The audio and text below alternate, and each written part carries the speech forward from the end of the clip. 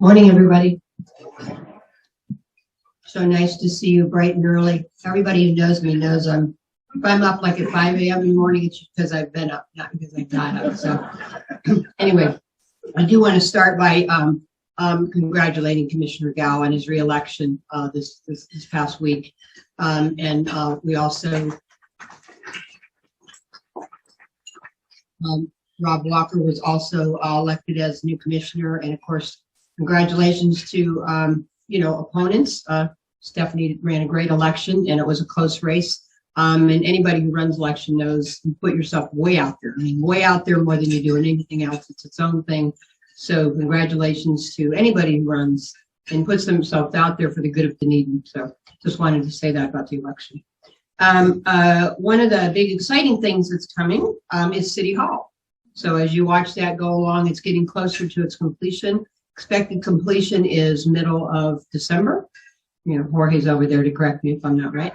And actually the parking lot should actually be done a little bit before that. But it's exciting, and I'm just going to kind of repound the drum for those who may not know. But sometimes I look at social media and I'm thinking to myself, how could you not know this? But people have busy lives, and sometimes they don't. But that building is the culmination of years. I'm going to date myself and say that I started to work for the city of Dunedin as a management analyst in 1984 in the current City Hall. And then when I was promoted, I went over to the HR department, which was in the old municipal services building, one of the two buildings that got torn down for the new building. Now, when I worked in municipal services, which I would have moved over to that building around 1986, that building was obsolete and a disgrace even then. And so those buildings were way overdue to get done, way overdue in terms of working places for our employees. I used to say, if you looked at the old buildings over there, particularly the old municipal services building on Milwaukee, you could just do a Saturday Night Live spoof with all the times that walls had been moved and things had been changed, and because computer systems needed protection, you try to protect them. And it was always bad money after bad because it was just not a great, functional building. And now we're finally bringing three buildings together to get really good functionality. It's an exciting moment. There'll be a grand opening on January 20th from 5 to 8 for all the public. It's going to be a grand event. If you're going to be around, you don't want to miss it. It's exciting, and I think it's going to be a building we're going to be proud of for generations to come. So we're very excited about it. Another thing that's coming up that I thought would be of interest to all of you, the golf club. We're sitting here, so obviously there's been interviews for a general manager for the golf club, and I think they've got a general manager candidate. Interviews have been done, and general manager candidate that's coming to kind of see things like in December and kind of further that process. So that's moving along. Hope to get a really good general manager here that again can help drive the course through its redesign and restoration. So at the next commission meeting, we actually look at awarding a bid for a company that will do the architectural design of the restoration. So again, I think I'll speak for the commission, but Jeff, I guess I'm sorry, John Prong is here, so they can knock me in the head if I'm saying this wrong. But, I think for us, it's not like typical to think, oh, we're going to spend government dollars, and we are spending rescue money dollars to help fund this restoration. And so it's not typical. Like sometimes I think to myself, we're spending a couple $1 million on restoring golf clubs. That what taxpayers' money should be for. But when you really start to think about it, this is the hub of one of our biggest neighborhoods. It is a historic golf course. It's an asset that we wouldn't want to go away. So again, sometimes you have to think about what's important to invest in your community that keeps it special. So I think it'll be an exciting time. And hopefully we'll have it all done by the 100-year anniversary. And we'll all be dressed up in, clothes that are vintage. The cyber attack, just a little bit of update on that. We've moved past that, but again, you have remnants of the cyber attack we've had at the city, but we're through the worst of it. Email's functioning, things are functioning. In general, all citizen information's been protected. No notices had to go out because there's requirements. If some of your information is compromised, we'd have to send notices to you, and that never had to be done. Some of our information for our employees, however, did get compromised. We are going to fund, the insurance company is going to fund 2 years of identity theft protection for our employees so that they can kind of monitor if anything happens there. We don't know of anything at this point. And the investigation by the FBI is continuing in terms of exactly how they got in. Forensic audit is being done and completed about how they got in. But there was this very sophisticated attack. So, and sheriff's office has been amazing with the whole thing. So, the other thing I wanted to say too, we'll be looking at a pay and classification study for our employees. We have around, I think, 380 employees, and they work hard. They're the backbone of who we are in terms of keeping our community nice and clean and professional. And we know we're losing employees because of the labor market the way it is, and we know we need to be able to stay competitive and treat our employees right. So you'll be seeing that. I wanted to mention it because, again, about 65% of our budget is labor, so it drives it. We just actually dealt with an increase at the Sheriff's Department because, of course, they deal with competitiveness in law enforcement all the time. So, so as you watch that, I hope you kind of remember that, again, it's about being competitive and treating our employees right. And lastly, we're coming into the holiday season, so happy Thanksgiving. And if you are bored in December in Dunedin, then that is on you. Thank you.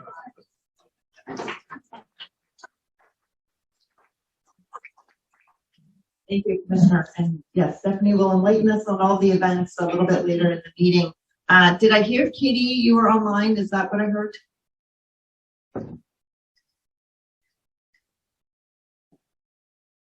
Okay, I will take that as a no. So we regret that though Katie Ducharme of the Katie Whitney team stepped up to sponsor this morning's breakfast meeting, that she is not able to be here to kind of speak as the sponsor. So we will move into then Anita Apley giving us a little update on the Youth Guild.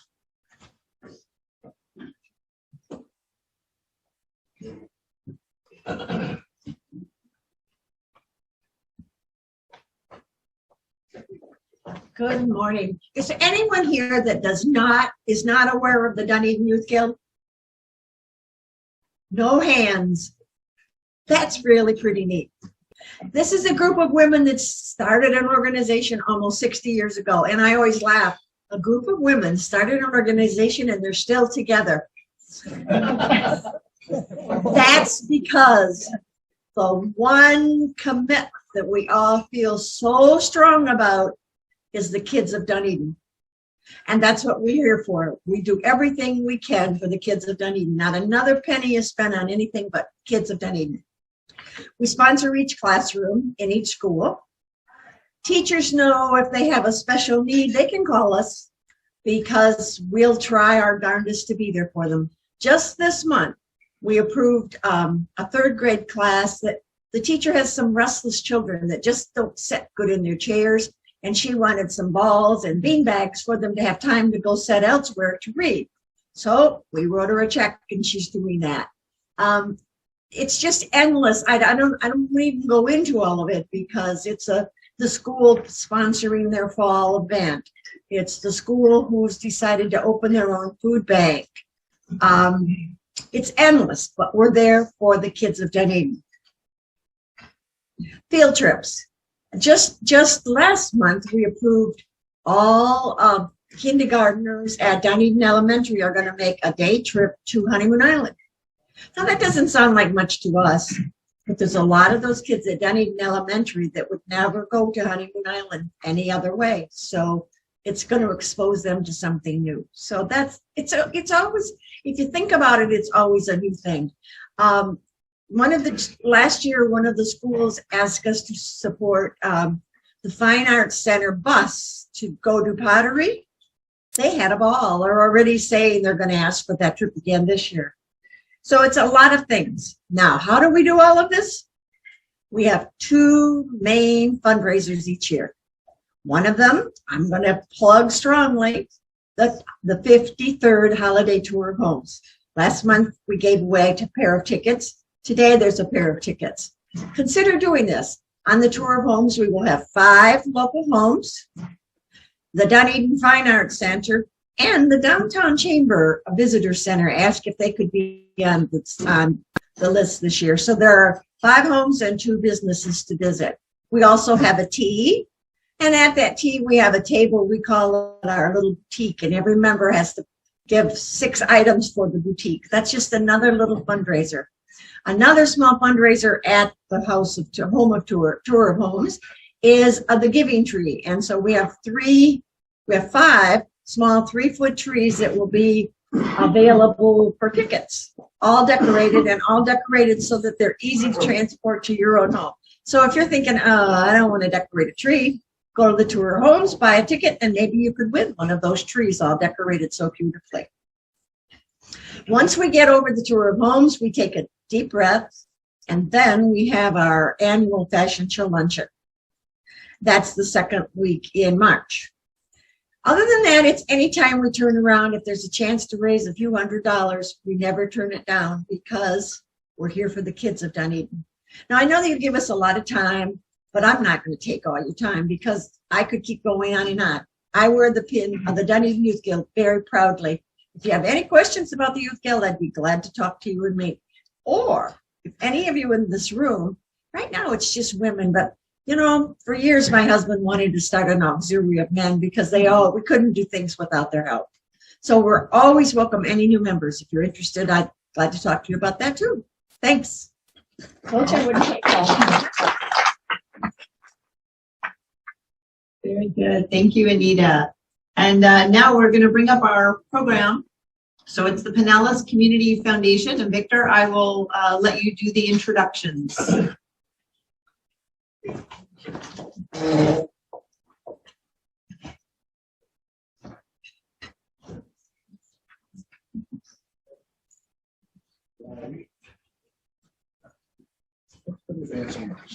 Oh, okay. Good. Good morning. So I run across, Leigh and I intersect in a lot of different activities. And so I reached out to her and asked her, would she be willing to be our program this morning? And she gladly and cheerfully said yes. So she brought some teammates with her. So at this time, I'd like to introduce Leigh Davis and her teammates, David Bender and Coleen Chaney. First, I'll start off with Mr. Bender. Mr. Bender brings several years of database management and nonprofit experience to Pinellas Community Foundation with a strong interest in community building and organizing. He interned with 2 major Chicago-based nonprofits where he used data to shape organizing strategies. He also provided database management services for a large Chicago hospital and pharmacy group. David is bilingual in Spanish and English and spent 3 years teaching English in Madrid, Spain.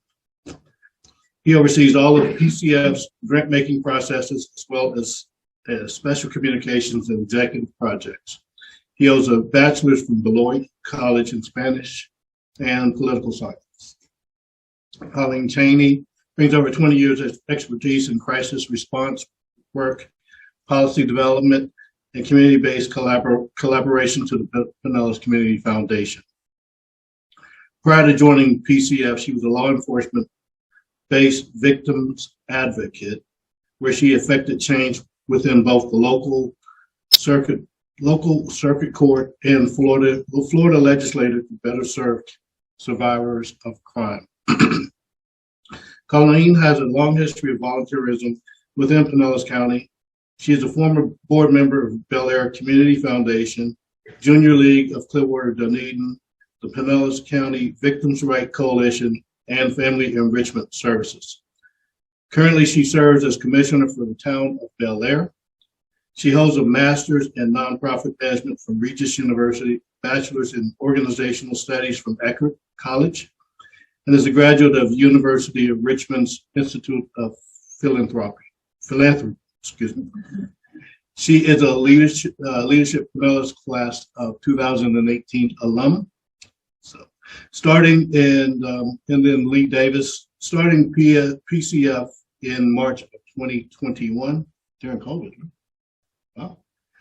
Leigh Davis came from Creative Pinellas, the county's arts advocacy agency, where she worked as the arts and cultural outreach manager. Prior to her move to Pinellas County in 2017, Leigh produced fundraising events at the American Red Cross in Louisiana, managed the offices of special events for Mayor Shirley C. Franklin in Atlanta, and was the corporate affairs and Southeastern Regional PR Associate for HBO.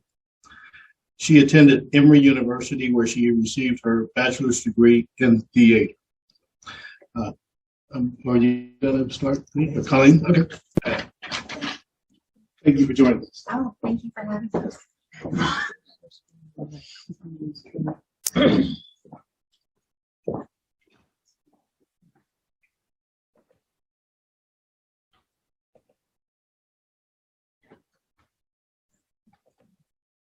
Just clear to advance. Yes. Well, good morning. Thank you so much for the warm welcome. On behalf of our CEO, Dunedin Cooley, who unfortunately couldn't be with us this morning, our team is very grateful that you're sharing some time with us today. One of the questions we get most is, what is a community foundation?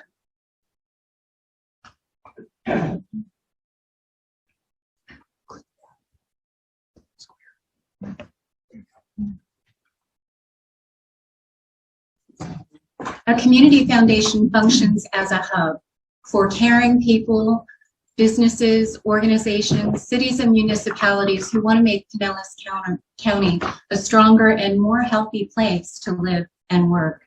We're going to share some prompts with you, and I would love to see some hands go up about how do we self-identify as a philanthropist, because sometimes people think that word is a dirty word, but it's not. A philanthropist is a caring person who wants to make the world a better place to be in. So do you want to see the people in the cities in Pinellas County thrive? That's a good reaction. Do you donate to any nonprofit organizations, either here in Pinellas County or nationally? Does your organization receive grants to support the work you do in your community? As a community leader, this is big. Have you struggled to find solutions to problems that plague our residents year after year? I know I do. Have you struggled to convene the right people in a room to tackle issues and find solutions? We have a room full of philanthropists this morning. Give yourselves a hand. Thank you for what you do. We are here because there is a visionary attorney in Clearwater who identified pockets of our county that were underserved and under-resourced, Ralph Richards. And we are here today because he laid a foundation for sustainability and philanthropy.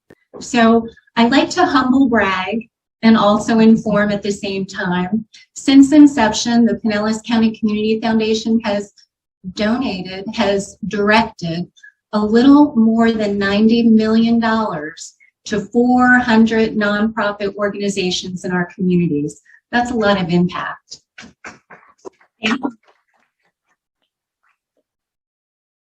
On an average year, just an average year, we gift over $3 million to community organizations out there providing programs, services, jobs, sometimes life-saving services to our community members who are struggling and who are vulnerable.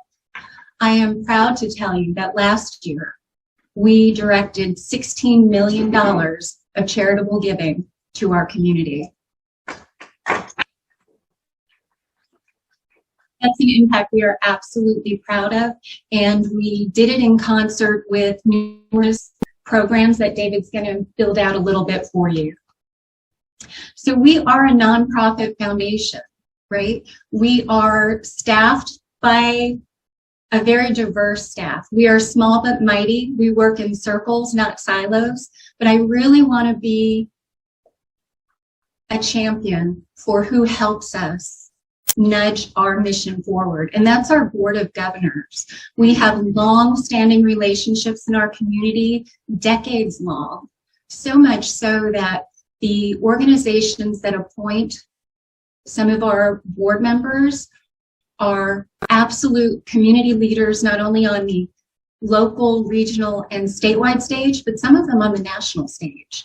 So we have Board of Governors appointed by the Pinellas County Board of County Commissioners, by the Pinellas County School Board, by the Pinellas County Medical Association, by a collaborative appointment between the St. Petersburg and the Clearwater Bar Association, by the Chief Judge of the 6th Judicial Circuit, and a joint collaboration appointee between the League of Women Voters from North Pinellas and from St. Petersburg. So this is a commitment to making our community stronger and thrive by all sections of our leadership.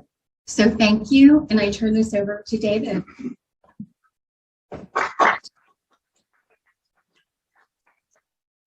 Good morning, everyone. Thank you for the great introduction. I'm David Bender. I'm the Director of Grants at Pinellas Community Foundation, and thank you so much for having us today. So all those numbers that Coleen threw out, what do those look like? Where are they going? All throughout the community, all throughout Pinellas County, including Dunedin. And I'm going to give a few examples of some organizations that are here today too, that we've given to and collaborated with. And I want to start with that collaboration. Grants are, it's the money that goes out. And to some, that's the end of the story. That's not the case of Pinellas Community Foundation. We are partners with our nonprofits. We are there with them in the trenches, addressing the tough community issues that we read about and see with our own eyes every day. So, grants. We have different types. I'm going to give some examples. We have general operating grants, which are the grants that I'm personally most proud of because they're unrestricted. We read an application from an organization. It's reviewed by a committee and our Board of Governors. And we say, we love this mission. We love the work you do. We're going to give this to you without restrictions. So you can use it on that staff person you desperately need. You can use it to pay the rent if you need to. We trust you so much. We love the work you do. So here's a donation. And that allows a nonprofit to respond to your neighbors in need. That's what they can do with those funds. And that's why I'm so proud of them. We have Senior Citizen Services Grants. That was a private foundation that chose PCF to handle its funds when it no longer wanted to handle the administration of grants. So we grant in the areas of housing, which we know is a pressing need right now, especially for seniors that may be on a fixed income. We have wellness. So that includes nutrition, mental health counseling, and food. And then senior support services. And I just sent those applications to the committee yesterday. Those are transportation, so medical appointments, kinship care, so grandparent caregivers. SCS, Senior Citizen Services, has helped pay for the legal services around kinship care. We also have the Huntley Grant, which the Dunedin Fine Arts Center is a recipient of for the pottery bus that the Youth Guild mentioned. We've been a supporter of that for several years, and over 900 kids per year are served by that bus, creating 3 clay pieces each. It's an incredible program. And then we've collaborated with local government. We had the Pinellas Cares Nonprofit Partnership Fund in 2020, which granted in the areas of behavioral health, food insecurity, and eviction mitigation. All those needs arose from the pandemic, and we granted over $18 million to Pinellas County nonprofits. House of Mercy and Encouragement was a recipient of that. And we did incredible work, and that was awarded within 4 months. A lot of work took place in a quick period of time to address the needs of the community. And now we're in the middle of the ARPA Nonprofit Capital Project Fund, which is another $18 million that we're deploying to the community for capital needs. So we just this week, food vans for food transportation were awarded. The Dunedin Scottish Arts Foundation, who I know isn't here, but is part of this organization, received funds for a new sound system, a new payment processing system, and tires to support the trailers that they house all their materials in. And these funds are helping all these nonprofits recover from the negative economic impact of the pandemic. We know arts and culture suffered greatly throughout the course of the pandemic due to capacity limitations, transmission, etc. And so these funds are helping repair that harm. And finally, we have our social justice fund. This was started by a visionary donor of ours that then is bringing in more funds through other donors that helps correct injustices, whether that be housing injustice, racial injustice, economic injustice. And that is implementing a framework that's called trust-based philanthropy, that trust that I talked about with general operating grants. Here you go, we trust you to do the good work. This fund actually does that on a bigger scale. It has a specific fund advisor that partners with the nonprofits. I can help build your website. I can help you brainstorm ideas for other grants. This fund really walks hand in hand with those nonprofits and helps them grow. And some of those have gone on to receive CARES funding. There was one organization called Rhythm Changes that did drum circles for kids and showed progress in their mental health from drum circles. It's incredible the creativity that we have here in our community. So some of our grantees are in youth and education, arts and culture, homelessness, hunger and food insecurity, mental health, education and employment, environment, and historic preservation. It's incredible to see the range of activities going on in the nonprofit community. And these don't just happen in isolation. When I say arts and culture, I'm also talking about mental health, just like I talked about with the drum circles. Art is an input. It's not just the painting you make. It's not just the dance you did. It's what happened internally as you learn to express yourself. And we love supporting that work. So some of our grantees right here, the Dunedin Fine Arts Center, as I mentioned, the House of Mercy and Encouragement Foundation, Dunedin Cares, Scottish Arts Foundation, and we can't forget the Gladys Douglas Preserve effort. We had over 1,000 donors to that effort. I'd like to give a round of applause just to this community. I remember answering the calls from people that were just so excited to have this new space, not a new space, but to have a space that was part of the community. $10 million through a public-private partnership was raised, just incredible. And again, when I talked about partnership, we partnered with organizations like the Sierra Club, the Florida Native Plant Society, the City of Dunedin, the county, all came together in this quick burst of time. It was rapid. And we now are just looking forward to having this space in our community. We've also helped with the Kellogg Mansion digital preservation. So we now have a VR exhibit of the Kellogg Mansion, which is pretty cool. And there's also the Deborah Kynes Fund, which is in honor of Ed L. Pointer and Dorothy and Leslie Pointer. So that's granting. It's exciting. It's stressful sometimes, but you know, the stress becomes okay when you see the impact it makes. So thank you.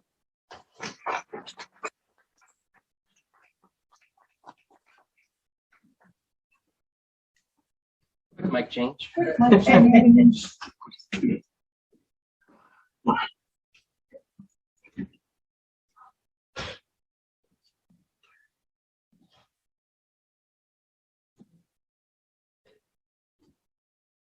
Greetings, everyone. My name is Leigh Davis. I'm the Director of Donor and Advisor Relations. So we already see that we have a room of philanthropists. And maybe you didn't necessarily consider yourself a philanthropist when we started this morning. So I want to talk a little bit about why people feel like they're not a philanthropist. Why is there still so much of a barrier between this carrying the mantle of, yes, I'm a philanthropist? Some of it, you may feel like the money that you have may not make enough impact. Of course, wanting to make sure that you have enough money for yourself in your life, your family in your life, and wanting to make sure that the money that you may give has significant impact. Or maybe you don't necessarily know what organizations do the charitable work that you're connected with, or making sure that you have a connection. You may know the organizations, but you may not have a connection, a personal connection to those organizations. And then wanting to make sure that the donations that you give have significant impact, that there's follow-up, that you hear what happens with it. These are some of the barriers to philanthropy that PCF is really trying to break down. So some of the ways that we do this are through donor advised funds, which is like a flexible spending account for charitable giving. And I'm going to talk a little bit more about DAFs a little bit later because it's such a great way to dip your toe into philanthropy. You can also choose to donate to a number of established funds at PCF. And we have funds in the areas of arts and culture, senior services. There's a lot of funds that are already established that may connect directly to the areas of impact that you care the most about. You can also choose to open a scholarship fund or a memorial fund in the name of a loved one. One of the things that PCF really prides ourselves on doing is helping you with setting up the application for scholarship funds, implementing that scholarship fund process, so finding the recipient of the scholarship funds, and then making sure that that relationship between the donor and the recipient is a strong relationship. Future funds and planning gifting. So a lot of the times you want to make sure that while you are here on this planet, you have enough money for yourself and for your children, but also thinking about what happens when you're no longer here. And PCF has really easy ways for you to create funds for future funding, for planned gifts, for when you or your family members are no longer on this earth. It's a hard topic to talk about sometimes. We don't want to talk about death. We don't want to talk about planned giving, but it's something that we are very positive around, and having these difficult conversations is something that feels very comfortable to us. So let us be that person that can help have some of these difficult conversations. And then endowment funds. I saw a lot of hands go up around organizations that you work with that receive grants or funding from PCF. So thinking about the future of those organizations as well, making sure that they have funds set up so that they can continue year after year, long after the leadership that's currently there is gone. PCF can help with those type of funds as well. Many of you over 72 have required minimum distributions from your IRA that you may need to make. And PCF is a qualified charitable agency, so you can make a qualified charitable distribution from your IRA to PCF. And then we believe that everyone is a philanthropist. There should be no barrier to philanthropy. And we have a membership program that starts at $25 or above.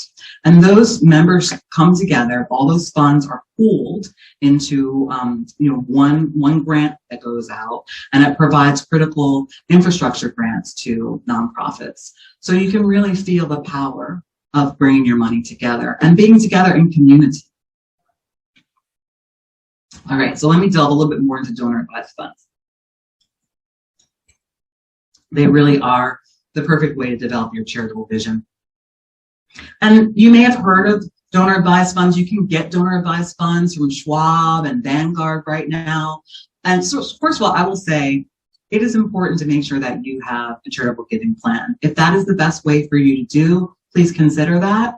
The thing about working with a Schwab or a Vanguard is that they don't necessarily have the relationships with the communities that PCF has. So donor advised funds are a very simple paperwork. We have a new system now where you can start the application process online, so you can do it 24 hours a day from comfort of your own home. Many times we'll go meet with our financial advisor and they tell us we need to do this and do this, and you get home and you're like, oh, what did he say? Or do I have to go back and get paperwork? Do I have to go back into the office to do that? So we're trying, again, to release all barriers to philanthropy. So it's very simple paperwork. It's very easy to open. There is, we have one of the lowest minimum opening contributions of $5,000 to open a donor advised fund. There is immediate tax benefits to you or your business. So remember I said it was like almost like a flexible spending account. So what you can do is you can put that money aside. You will get that immediate tax benefit right now. And then over the next 2 years, you can decide either you're talking to your friends, your neighbors, the different nonprofits that you care about, or by talking to PCF about the organizations that are doing work in line with the needs and the cares that you have. Those distributions can also be made to any IRS 501c3 agency. Many of us have charities and organizations that are close to our hearts that are not in Pinellas County, that are in the state of Florida, that are throughout the United States. So PCF can process gifts to any 501c3 charity. Your school that you went to, university that you went to, your childhood church growing up, we can create a charitable giving plan that distributes donations to any 501c3 charity. And donor advised funds are a great way to involve your family, your friends, the next generation, your neighbors, your employees. When we talk about how do we build compassion, we talk about how do we build understanding and caring. And sometimes that can be difficult to build on outside of your home. As you consider charitable giving, these are conversations that you can have with multi-generations. You can have it with, if you have blended families. It's a really wonderful way to figure out what our values are, what we care about, what we believe the problems are in the world, what solutions need to happen. These are all conversations that you can and should be having as you're discussing your charitable giving.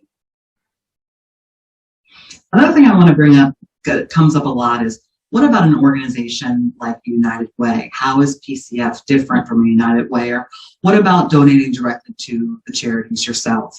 And you absolutely should and can do that. One of the great things about PCF is it's kind of like a wheelhouse, right? Like a hub. So instead of having multiple organizations that you're dealing with multiple paperwork, multiple receipts, multiple people that you're talking to, you can put your charitable giving all through PCF, and it can go to the organizations individually. It can go to the United Way. Like I said, it can go to any charity in the United States.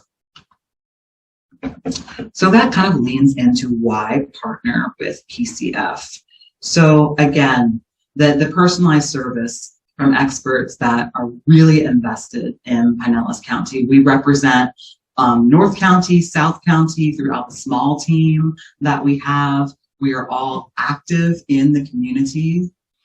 We all are trusted. We hear a lot from the nonprofits that we work with, partner with, around what their struggles are, what their successes are. And we really value how trusted we are. And we value that we don't keep that information to ourselves. Sharing information is power. So that's something that we really want to help break down, is making sure that people have more information about what's going on throughout Pinellas County. So then consulting on these vetted charitable agencies. Sometimes you worry, did my money go where I thought it was going to go to? Did it have the impact that I thought it went to? So having those relationships and knowing that the money that you're giving is going to the areas that you care most about. So again, a nonstop charitable giving planning to any 501c3 charity. The ability to process complex gifts of stock, IRA distributions, real estate, land, business interests. And then we're all busy. No one likes paperwork. So being able to have the simplicity of paperwork, record keeping, tax filing, grantee due diligence. We provide customized thank you letters and receipts on your behalf.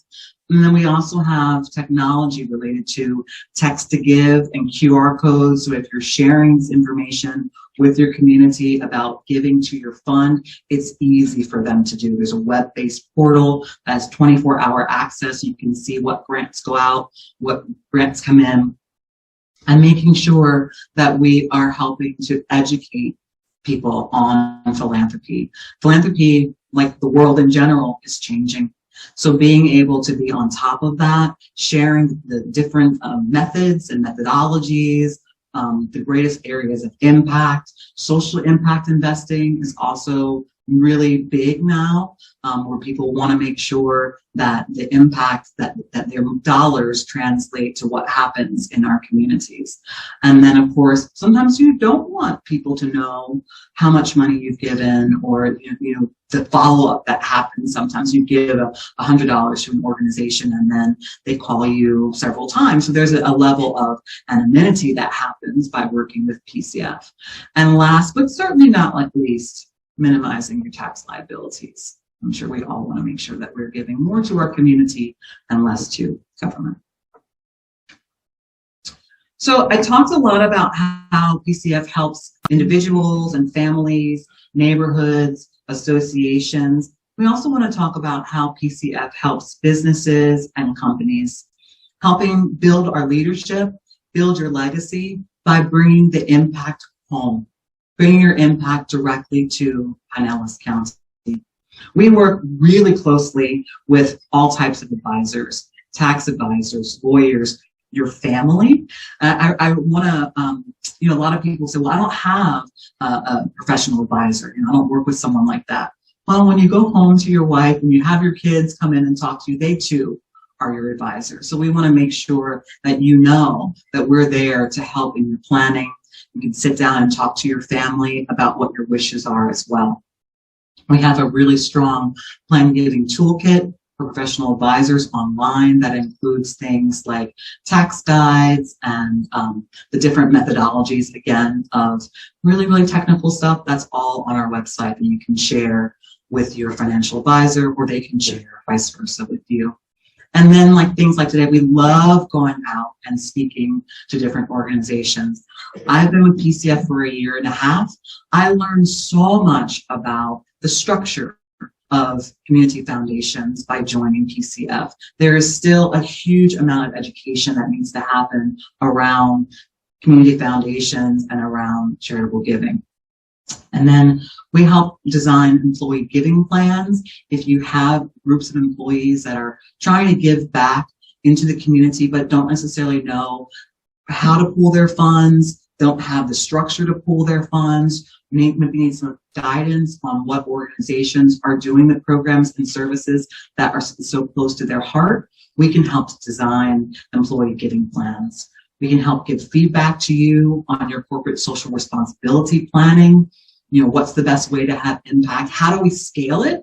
How do we pull back? How do we jumpstart? How do we maybe give a little life to plans that may have stalled? We can help give information on that. Business transition planning. One of the greatest shifts in wealth is happening over the next 10 years.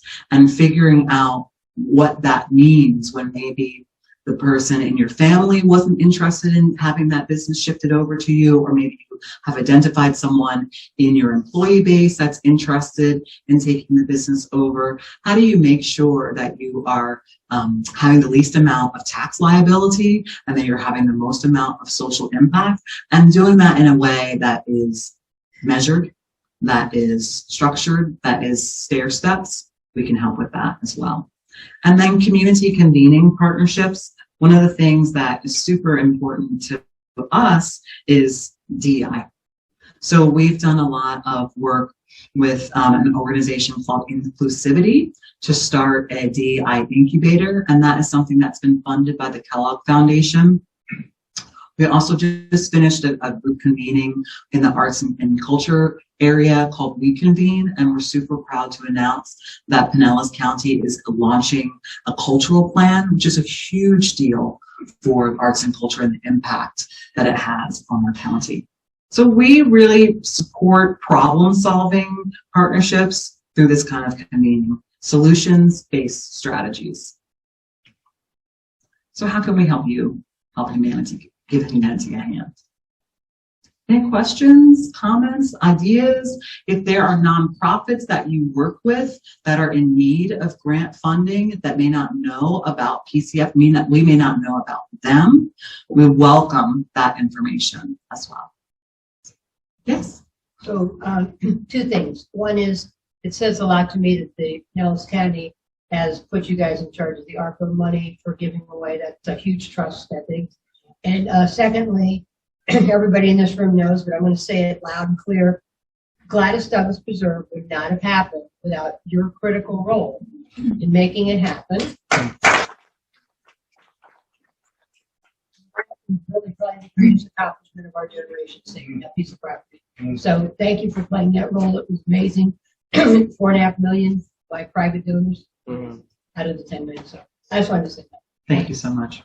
It is an honor to be able to serve that space between the individual citizen of Pinellas County and our government leadership.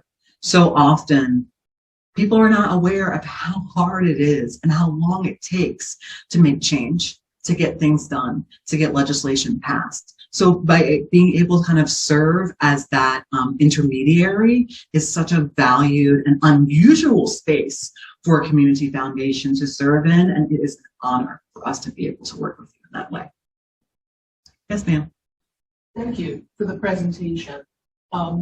One thing that you spoke about that I would like to have a little more information on, because I'll go back and report to my community, and that is about the R&D, because we have a high percentage of people in our community that already have to take that distribution. I never heard before that we can earmark where we want it to go. So can you say a sentence or two about, would we find this information on the website? Or? Sure. So I'm happy to have conversations to come out and talk. We can do a small group meeting to kind of talk through that. So basically, if you do not need to use your recommended minimum distribution, then you can give that to a qualified charity. So we can help set up and talk to your whoever holds, right, your IRA account. We can help work through getting that transferred to PCF, and then you can determine from PCF where that goes out into the community. Yeah, I'd be happy to. I'll have my business cards here, and sometimes that is something that is it's very individual, right? It may not be something that's easy to have a across the board conversation about. So we are happy to have one-on-one or small group meetings about that. Yes, do not let that go to waste, for sure, because it will be taxed otherwise. We do have a webpage that does mention about that, but if you want to go in more depth, I'm happy to do that. Other questions, comments? Other organizations that you work with that we need to know about? Please share that. Again, I have business cards here. The idea that there is lack in our community is not true. It's mostly the fact that people don't know. So any way that we can start being more transparent and open about sharing information, will make us stronger as a community. So with that, let's continue the conversation. This not be the last time that we see each other, that we talk to each other, that we learn about your triumphs, because that's the other thing too. Yes, we have solutions, we do a lot of problem solving, but we also really like to celebrate all of the wins that happen. Too often we're only hearing about the struggles, our challenges, how we're not working together. So let's shift that narrative and let's start really, really promoting how fantastic it is, how exciting it is to live in Pinellas County, and how unusual it is to have this level of trust, working together, and bringing everyone together. Thank you so much.